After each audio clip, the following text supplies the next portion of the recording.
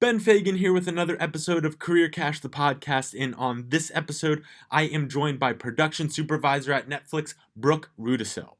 On the episode, Brooke and I talk about her newfound love of animation, taking the leap to LA, and why asking yourself what you want to do instead of who you want to be is key to your success.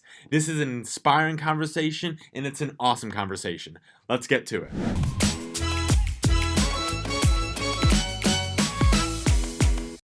Well, like I am for just about every show, and we are deep into doing this now. I get so excited. Brooke and I were talking, a bit before this, and the energy was great. So I just want to welcome you to the show officially, Brooke. Welcome, welcome. Thank you for having me. My cat Luna says hello. She was waiting for the debut. Yes, this is a two-parter here. We got a couple guests on today, which is always exciting. So, a couple guests, Luna and Bing. She's sunbathing right now. Oh, we've got three guests on today: Luna, Brooke, and Bing. Look at that. A beautiful thing, a way to kick off the show. So what I like to do for bringing context, at the start of every show is, can you kind of walk us through what you're doing now, your day-to-day responsibilities, so we have context to what you do, and then we'll talk a little bit more about, how you got there and where you're heading next. For sure, yeah. So right now I'm currently working on a adult animated series at Netflix. I'm working as a production supervisor. So I've been on this show since 2020, and animation takes years to get through a project, which I recently kind of learned that, like, from start to finish, because when I had jumped on back in 2020, I was a production coordinator for the story department, and I remember the artist, like, my meetings would be sitting with the director and the storyboard artist, and the director would have a scene, like, from the script, and would be like, okay, this is my vision, and then the artist would, like, draw and create the visuals of the scene, and it's cool because now, 2 years later, I've been promoted to a production supervisor, and so I've worked in the story department. I've supervised the story department, the editorial department, and the previous department on this show. And so, like, just yesterday, we were getting shots back of full animation, what it's going to look like on Netflix when it's released, and it's scenes that I was working on, like, 2 years ago with artists, where they were just doodling the stories. But so yeah, I mainly work with artists. Right now I'm working in the previs, so it's a lot of more computer animated type scenes where they're blocking out digital characters, and a lot of our action scenes are done this way, just so you don't have, like, a story artist hand drawing every single frame of, like, a fight. But yeah, so that's, like, been my current day-to-day of work. So what was that? What's that like when you see something, you're working something like 2 years in the past, and then do you forget about that, or is that always in the back of your head? Like, when you saw it for the first time, like that full animation, were you like, oh my God, like, how cool is that? What was that like when you finally saw that little piece? It's crazy. Like,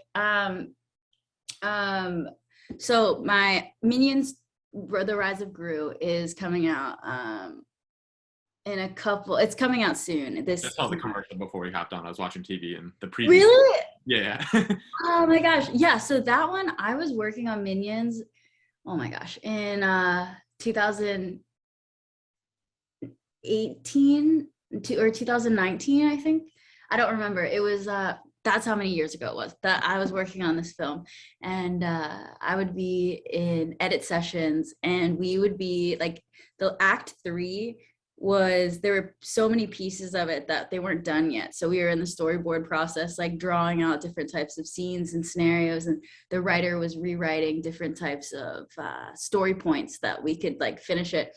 And so when I ended up leaving the show, or leaving the film, I had gotten the offer to go to Netflix, and so I didn't get to fully finish working on Minions. So watching the trailer, there's a lot of scenes in there that they had completely animated that I hadn't seen yet, because it was just doodles when I had left. And so it is so cool looking at projects. It's been years, and I can't even remember, like, little tiny moments of that film anymore. But then when I'm watching the trailer and I'm like re-sparked by what's being shown, I'm like, oh my gosh, I forgot about that. And it's so cool to see it, like, completely animated, and kind of like what the viewer is going to see in a couple weeks. And it's, like, the coolest creative feeling, for sure.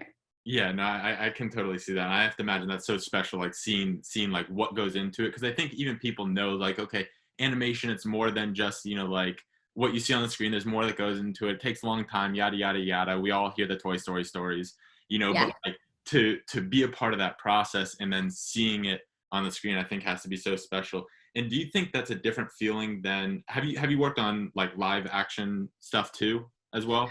Haven't, not scripted stuff. I have worked on like when I first moved out to LA, I was in journalism. I was doing a lot more like celebrity interview stuff. And so those we did segments where it was like long form kind of TV series. It was more streaming series where we called the show was called Backstage Diaries. And so it would be a producer, a host, and then I would typically go to help out with like social media or help out with just like setting up within the production. And it would be a whole entire episode of like 3 different musicians who had shows in LA, and you got to go backstage and talk to them and kind of hear like diaries of what their journey's been like, but with the music. And so it was so cool because I got to watch the whole thing in person, and then editing it was very, I mean, you can't really change it unless you go do reshoots. So it was cool to see creatively how the editors kind of like cut everything, but I wasn't really surprised with anything new that was being delivered. So do you think like from doing that, which is like more closer to like the live stuff, as opposed to animation, do you think like you're more inclined or like more gravitating towards animation stuff because of the process, or is it that just because that's kind of where you're at right now? It's a little bit of both. I grew up loving animation, but I never imagined myself working in it. And so when the opportunity to work at Illumination presented itself, and I got to work on things like Sing 2 and a couple of their other untitled, well, there are other features that are going to be coming out in a couple of years, but I definitely fell in love with it like in the process. So there is a big part of live action that has my heart, where I feel like I definitely want to experience working in that in a feature level at some point. Like Marvel would be a really cool one to merge into, from like, because they do a lot of special effects and they have a lot of previs that goes into like their fight scenes. So it is not off the table to go into live action. But I do love animation a lot. It's so creative and on so many forms. Yeah, I think that's just an interesting kind of point that you brought up, because that's similar to my background in terms of when I was going through school, did the journalism thing. You're coming from the same place. I got my master's in digital media, and yeah, right there.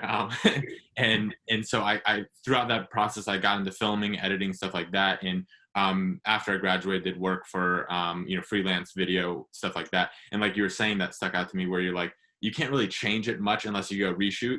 But I imagine like within that animation process, like, oh, like you have a totally different idea or you wanted to go somewhere else. It's like you have that flexibility to go change, which, I think is so cool. And I do have to tell you this quick little story about my animation background, I suppose. Growing up, you're like, oh, here it comes. Oh, I'm excited.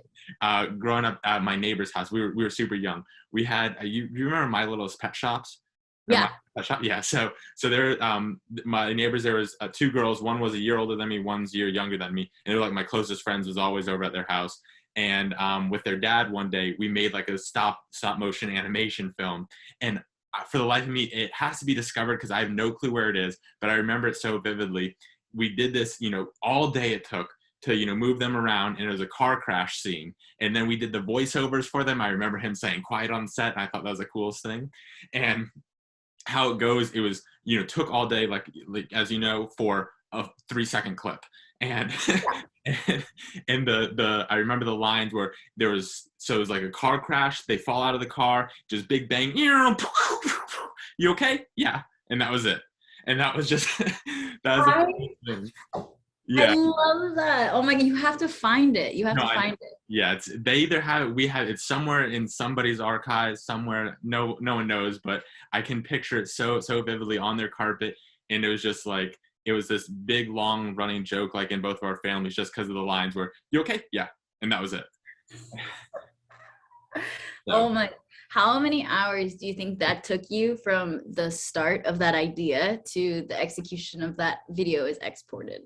I remember it was at the very least, it was like all day. Like went there in the morning and like we just talked about it. And he's like, "Hey, let's go do this," and just brought the camera and did the chick chick chick chick, for each one. And I'm sure since we were young, we weren't focused the entire time. But I remember it being like so much of the day for like 3 seconds. But it was so cool. It was so much fun. And it was like so fun to see. And then we put it on the big, TV screen, had our families over to air it, for the for the premiere and everything. So it was really cool. I Yeah. love. I need to see the director's cut. No, I know. I'll get it for you. I'll get it for you. That's what I'll be working on, after we get off here. So I want to talk about you coming out of school. You study journalism, right? Yeah. And so studying journalism, was that something that you wanted to do? What brought you into that field? Yes, it was. That was something that was like my deep passion of when I was younger, of ever since I was little. I mean, I grew up watching so much entertainment, and I just recently had a conversation with a buddy of mine, and we were talking about like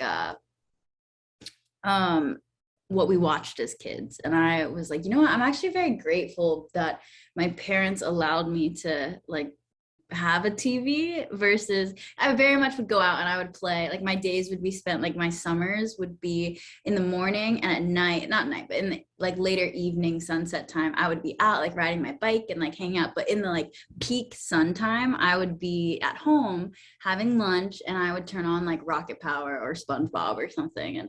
And I just have such vivid memories of that, where I just loved storytelling. And I was very grateful that my parents let me kind of like experience that, because I know digital screens can be kind of tough when it comes to kids' attention spans. And but so when I was little, I used to always say like, I want to work in Hollywood, like I want to go to where the movies are. And I would go down, like my mom and I would go grocery shopping all the time. And she would always find me wandering off to the magazine section, where I would be looking at all of like the entertainment celebrity things, like celebrity news. I didn't really understand it was celebrity news, but I was like, this person is on Disney Channel and I love them. And so I just would like look at their pictures. And but as I got older and I was like in high school thinking about what I wanted to do, I was so conflicted, because I was like, every time I think about entertainment in my hometown, it was kind of like, well, I think that like, it's really hard to break into that industry. It's definitely a passion. And like my family was always supportive, but they were kind of like, financially, it's wiser to pick something that like has the stability. And like, I remember feeling like, okay, entertainment isn't an option, and that's fine. So then I went into psychology. And so from freshman year to, I think it was the first semester of sophomore year, I was studying psychology. And I was like, I loved it. I very much loved to learn about human connection and just like how the mind works and just how our bodies interact. But it wasn't that type of feeling like I got when I was a little kid in the grocery store looking at magazines, and like that was like love for me. And it's my sophomore year when I ended up transferring out of Lynn for a semester. I've spent my first freshman year at Lynn, and I'm from Pennsylvania, so it was out of state paying, like I was paying out of state for it. And I remember my parents kind of just being like, it's really expensive. Would you be opposed to looking at in-state schools? Because like with like when we were looking at different types of psychology programs, and I ended up going and transferring to a university in Pennsylvania, and I spent a semester there.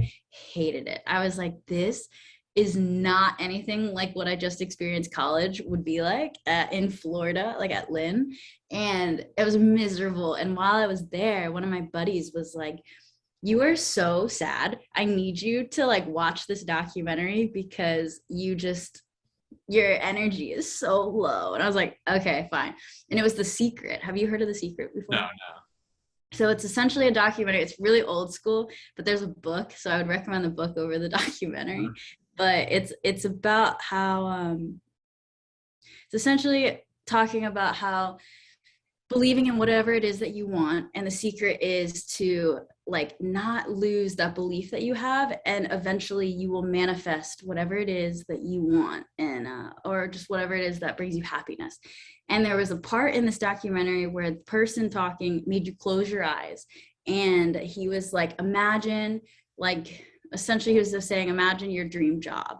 And I was sitting there, my eyes are closed, and I'm like, I went straight to entertainment, and I was like, I don't love what I'm doing. And I ended up in that moment thinking, you know what? This man is right. I'm going to follow what I want to do. I'm going to manifest it, and I'm going to make it happen. And it took this whole shift in my mind that I was like, I can work in entertainment. If I put my mind to it, if I put the effort in, I will make it happen. So I took the chance on it. And my family was super supportive. I ended up going back to Lynn. And that's where I met Dr. Stephanie Powers now. Doctor, wow. And she was the first person who believed in me. Like I told her what I wanted to do, and I was like, I want to be like the type of person that Ellen is, where she's she's hosting and she's talking and sharing celebrity stories, and like being an inspiration in that way of like pulling out things that like fans can connect with. And I remember she did not even hesitate to be like, oh, that's tough to get into. She immediately was like, okay, that's multimedia journalism. And like, here's X, Y, and Z about opportunities you could take to make it happen. And I remember thinking like, that's real. Like I could really do that. And so all of college, the rest of college, I was focused on journalism. And it wasn't until my second year out in LA was when I had kind of created a new passion with like focusing more on storytelling and versus like scripted storytelling instead of like in-person interview type thing. So very long merge of so many things that I was learning about myself that kind of shifted what I really ultimately wanted to do. No, I think, and as you're talking about that, like, and cliche as it was, like I was actually getting chills because very similar experience, but different experience, just with a lot of, because we had the similar backgrounds in what we studied eventually. Yeah. You know, because I remember coming into school, I was like, okay, I knew that I did not want, I knew I did want to be in communication. Didn't know really what route I wanted to go. You know, playing sports, I was like, okay, like the sports broadcast, I had an interest in doing that, you know, growing up watching baseball games, stuff like that. That was cool. Still didn't know like what went into that kind of industry, but I knew no math, no science. That was the 100% fact that I knew. Right. Yes. And so I remember taking the media literacy, that class with Professor Powers, you know, where you sample, you know, PR, journalism, this, that, the other. And she came up to me in her Professor Powers way saying, hey, I think you'd be really great in journalism. I think you should take my journalism 1 class. And so I was like, all right. And so, you know, I ended up doing that, and I really enjoyed the writing of it. I really enjoyed doing that stuff. And so when you were saying like there was no hesitation from her, it was that ultimate support, you know, it was the same kind of thing. And God bless her, because I was going through this and I would have these conversations because I was trying to play baseball, and that was, you know, the number one goal. But I liked the journalism, but I didn't want to be a part of the media. I didn't want to do that, you know, for my career, but I loved the writing. And this is what I tell people all the time is like, do something that you enjoy, because it's given me, even though I'm not in, you know, I don't work for a newspaper, I'm not in journalism, anything like that, it's given me so many skills that I use every single day, you know. But it's just like having that support system. And so that made me think of like, when you're going through this process and it's, you know, breaking into the entertainment industry, because this is one of those things, and what I love about doing the show too is the things that kind of transcend different industries and not necessarily, you know, just for one.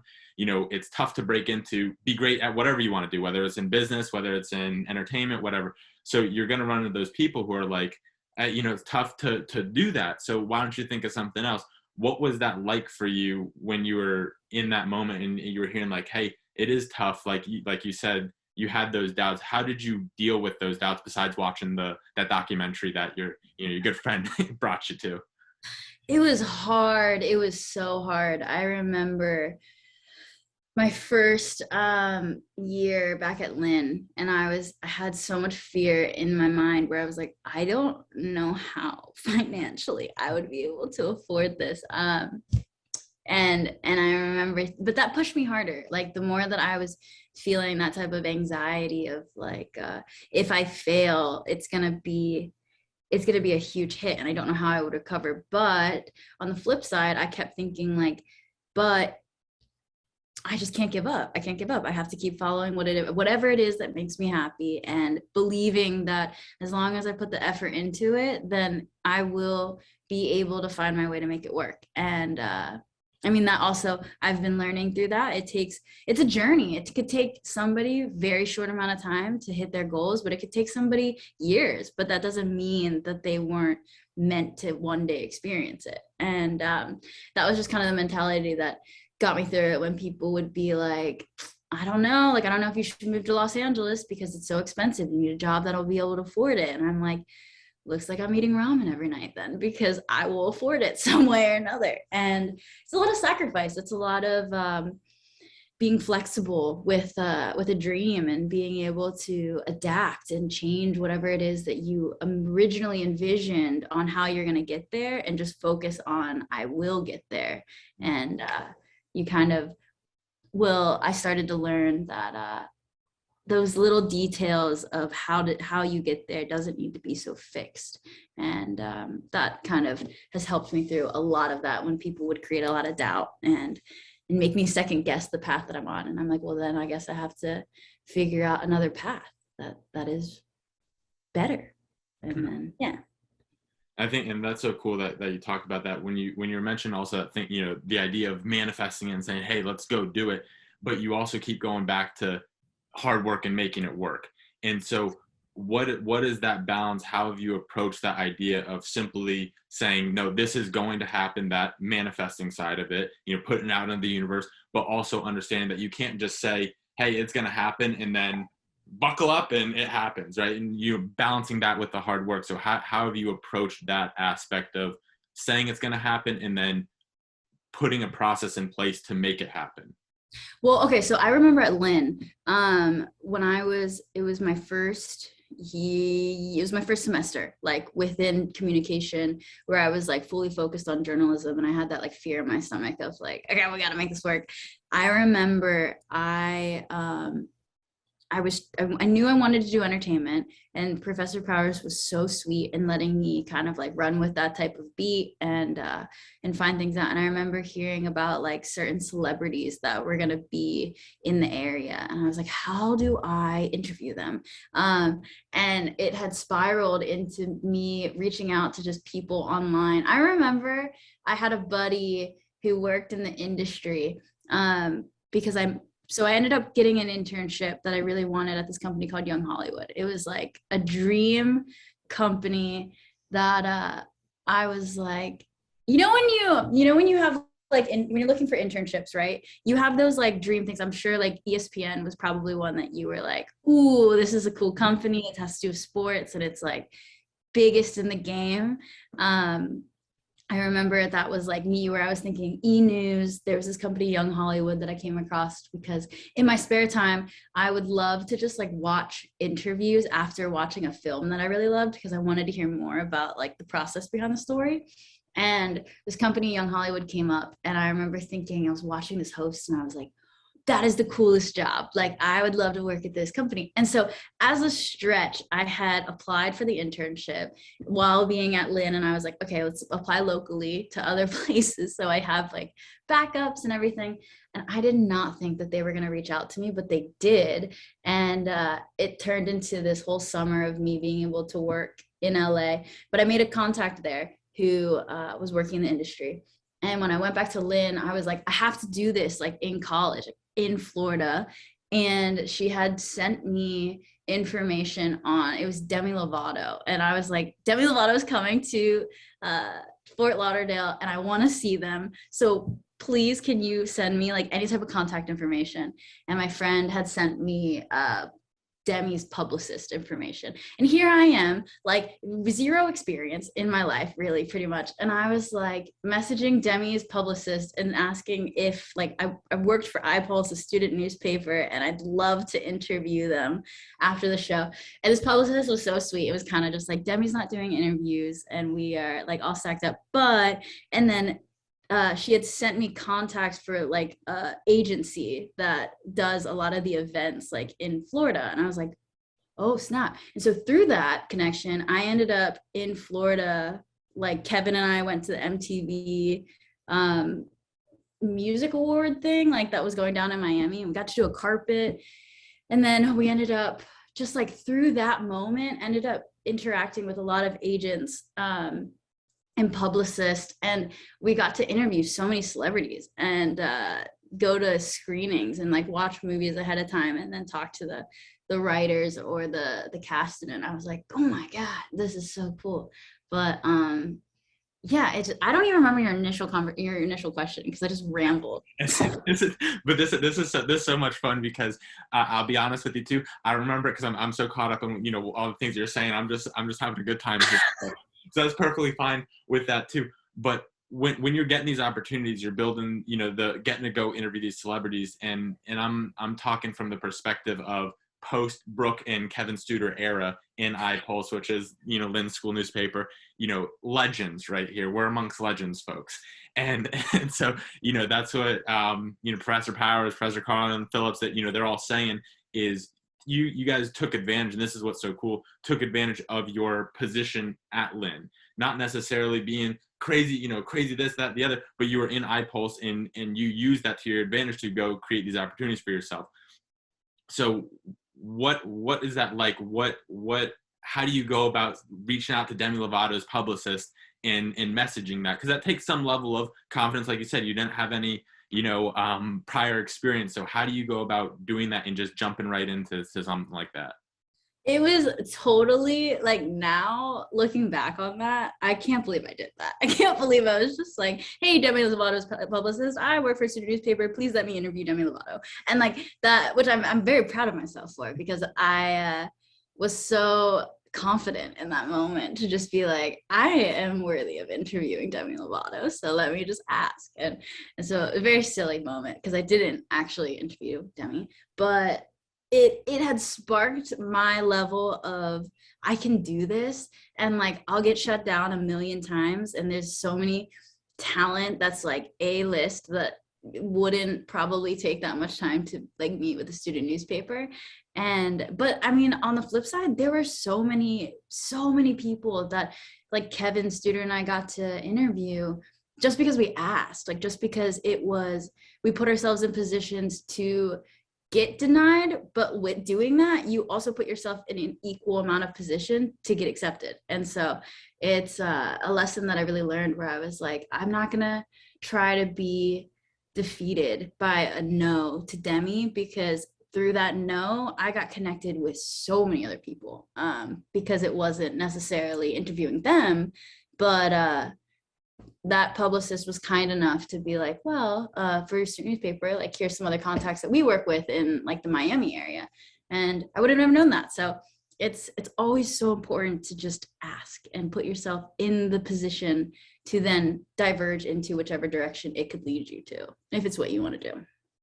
So let's jump from the East Coast to the West Coast, right? What was that transition like? Did you know people? I know you said you met a couple people there from the internship that you had, but did you know people over there? What was that whole move like, just from a straight up moving perspective, from whether it's Pennsylvania to Florida to California? What was that whole that process like? Well, okay, so I told you about how that internship that I got in California. I remember I had not been to Los Angeles. I knew no one. I had a friend who lived in Orange County, which was about an hour and a half drive from LA. So I don't really say that that's that close, but I didn't know anyone in the city specifically. And when I got that, it was unpaid, number one. And the other internships that I was looking at in Florida were paid. And I called my mom, and I was about to accept one in Florida. And she obviously was like, I think you should go with the paid internship. It's stability, like you'll be able to live there.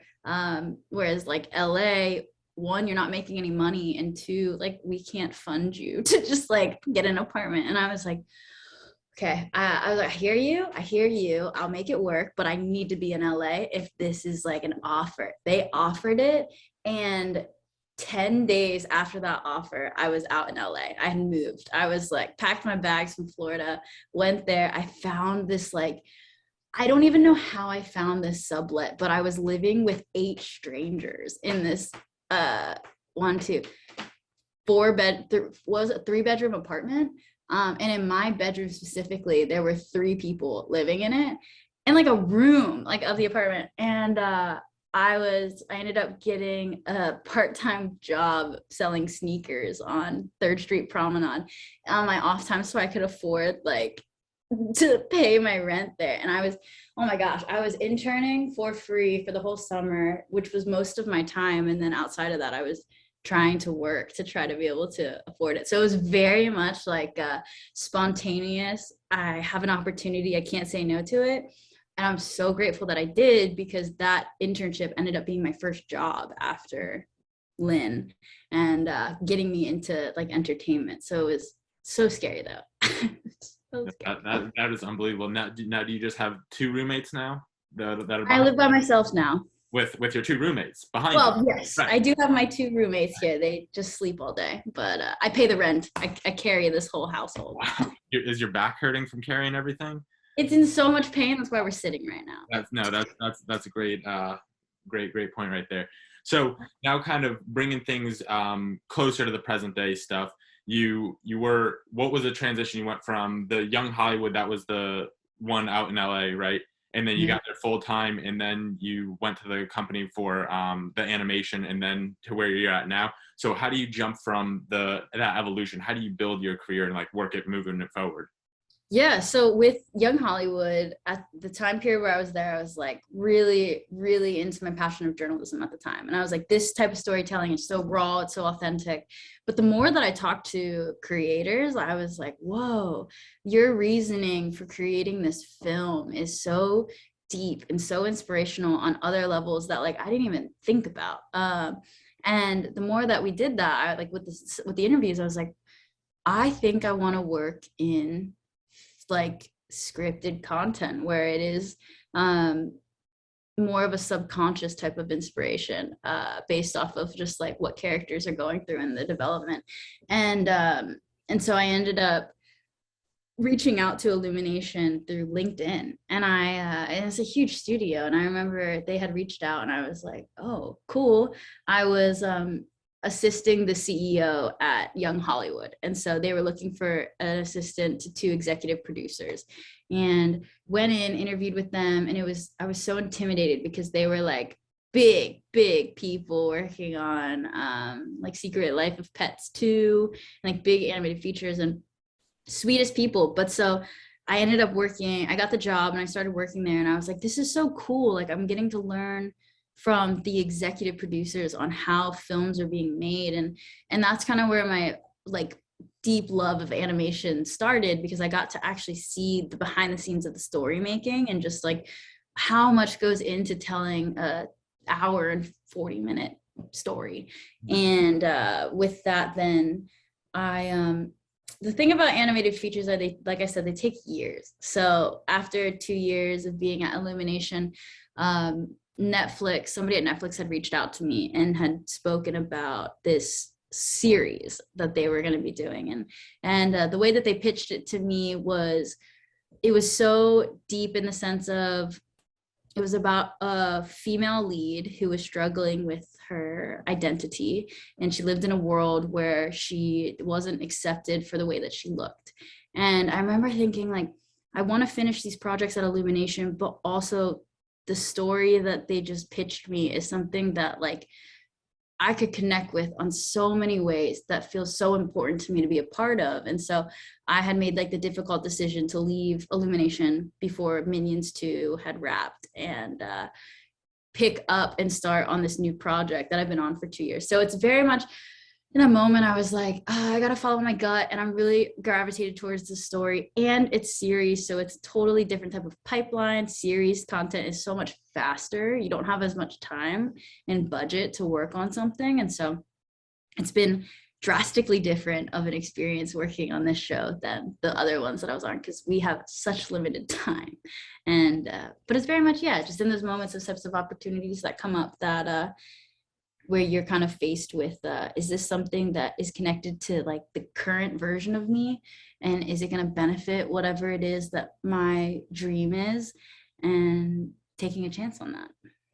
I love that. And I think you've touched on that in the past too, of being open, not having to be so fixed on how you're going to get there, but being flexible, saying, hey, this is the destination I'm going to get to, Yeah. and how I get there, this can be that winding road. So before we finish up, what is, I know this is always a loaded question too, where are you working towards? What is that ultimate goal for you right now? So, Talking about right now, where we are right now, right now, that is such a big question, because I remember, like when you graduate school, you get that question of like, what do you want to do? Like, what's next? And I always struggled with that, with like going home and family being like, what are you gonna, like, what's college like? Like, how are you doing? Where are you gonna go? What do you want to be? And that question of what do you want to be has always been one that's been so scary for me, because it's so defining. And since college, I have lived in like the mindset of like, okay, I don't want to focus on what I want to be, but I want to focus on what I want to do.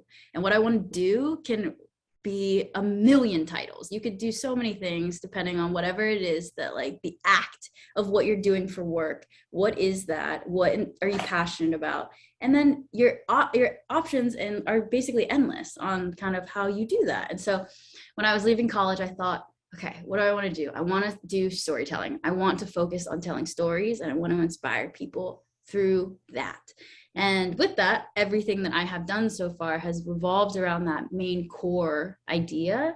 And so when I think about my future, I could see, the first thing that comes to my mind is executive producing, but who knows, in a couple of years I could find myself in a different type of creative path where I would work with directors more, or I would direct something, or I don't even know. In this moment, I don't have desires of going into that like creative side of it, of like writing and directing, but I do have passions in that. So there could be potential that if, when we communicate in a couple of years, that I'm doing that. So, but I do think like what I do know is in years time, for the rest of my career, I will probably most likely be doing something with telling stories. I'm personally thinking that you might get back in the sneaker game, start designing your shoes, releasing a line. I'm just putting that out there, no pressure, but it's a possibility, So That's true. I could tell a story with some sneakers. You could, and I'm telling you, I'm buying the sneakers right now. I'm pre-ordering. So we are getting to the end of the show here, where it is that bittersweet moment for me, where it's coming to an end. That's the bitter part, but the sweet moment, because we're learning so much. And I know you got one more big piece of advice, and we're time to cash out. So what are you going to leave the people with, that little extra money for the road for us cashing out right now? What do you got for us? My biggest advice would be to not put pressure on currently where you're at and what you are planning on doing, because that is such a futuristic thought. I think what is so important in when you think about a future is that you have the ability to change. You have the ability to reimagine whatever path you're on and whatever thing you want to do, and adjust to it. So like I would say live in the present, right now in this moment. Think about what it is that you are passionate about. And if you love creating things, like say you have a business idea, and like in your head, you're like, this would be sick of an app, or like a way to help people or connect people.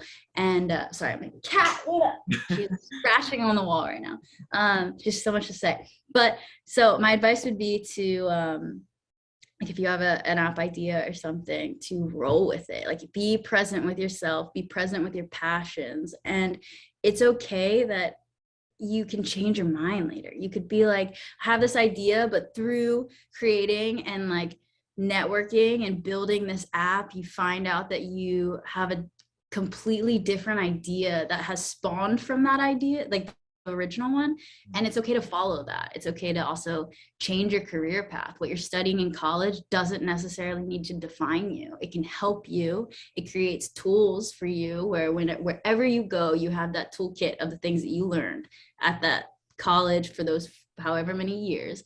But when you graduate, like you have freedom. You have so much room to grow, to learn what it is that you love. And like I think that's the biggest key to it, is following whatever it is that you love and and allowing yourself to change on that whole journey and to just keep learning whatever it is that brings you happiness. And in your career, it could be something that's really fun. It could be something where you get paid to just do what you love. But it's hard. A lot of hard work that goes into it, but it's extremely possible. Yeah. I love it. I love it. Brooke, you really are an inspiration. This was so much fun for me, and I can't thank you enough for coming on today.